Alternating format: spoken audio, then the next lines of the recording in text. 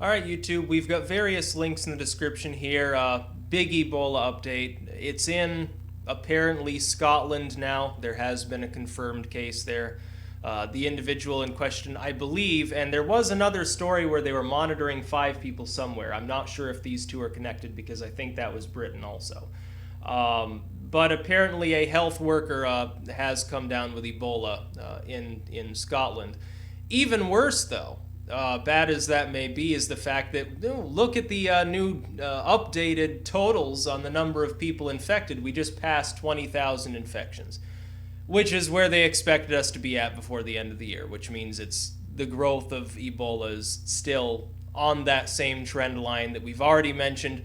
The thing is, people have ignored it because it takes a while for an exponential or a logistic curve to reach that level. And so people have ignored it. Now, the problem that has resulted is that not enough money has actually reached efforts to contain it.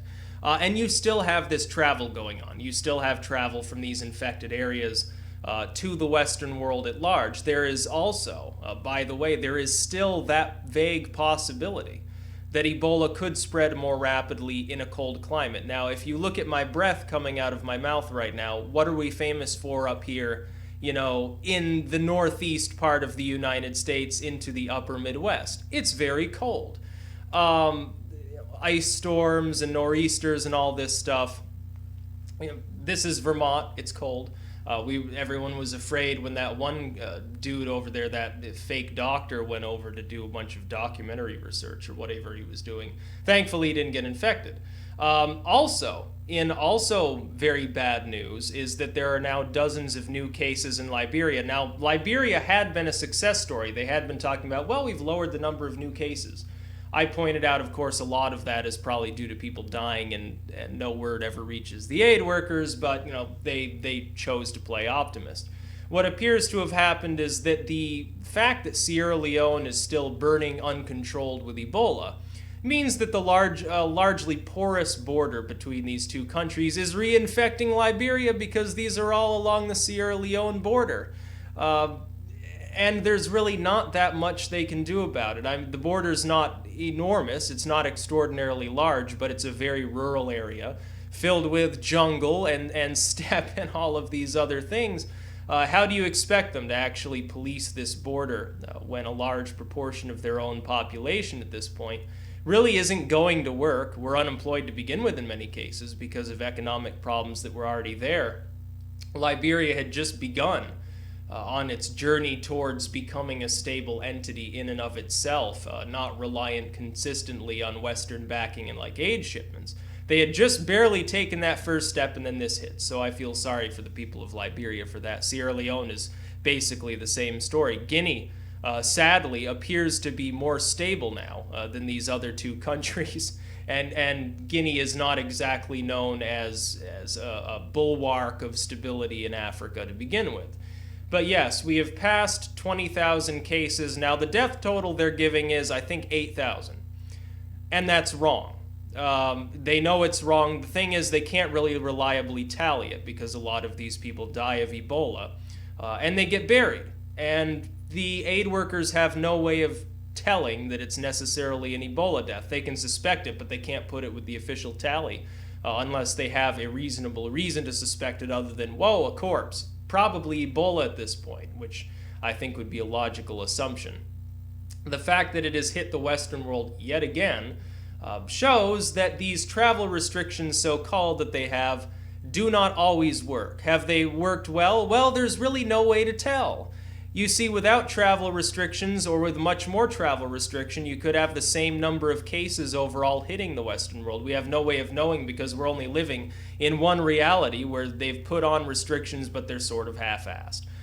We don't live in a triplicate world where we can sort of experiment on ourselves by choosing different things at different times and seeing what the outcome is. There's really no way to tell if this strategy is actually going to work long run. There's also no way to tell that Ebola simply won't pick up in these areas of Africa again, completely destabilize these countries, and force all the aid workers out. The last I heard, they still hadn't been pledged nearly the entire amount that they said that they needed.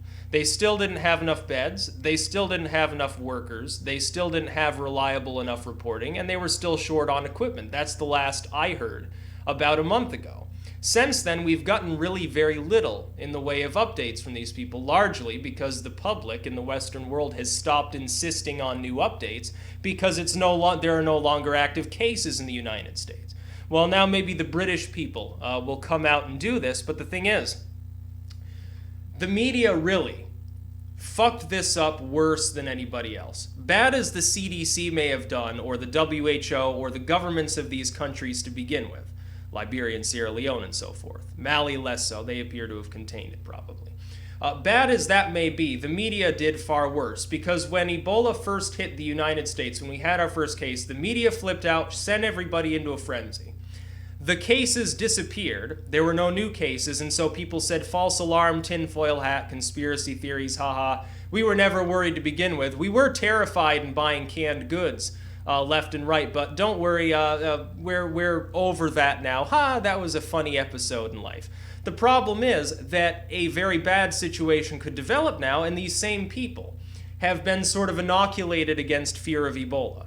So if it does begin to spread, and it continues and spreads out of control and hits more countries and keeps spreading and killing people, they're desensitized. They don't care how many African individuals die of this disease. Which is funny, because they were absolutely terrified when there were a few cases over here. Now, nobody really predicted that there would be a mass exodus of people out of these areas and soon Ebola would be spreading all over the place. Simply what has been said, this is what I have said, is that we don't know enough about the disease and its transmission fully to actually be sure of these things, to be sure it can't spread further if it hits another urban environment and conditions are right.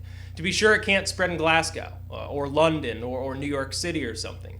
We can't be sure how it will behave because we've always seen it in tropical areas. We've never seen a wild Ebola case in a cold area. Well, now we may have one in Britain, of all places. You know, this densely populated, highly urbanized island up in Northern Europe.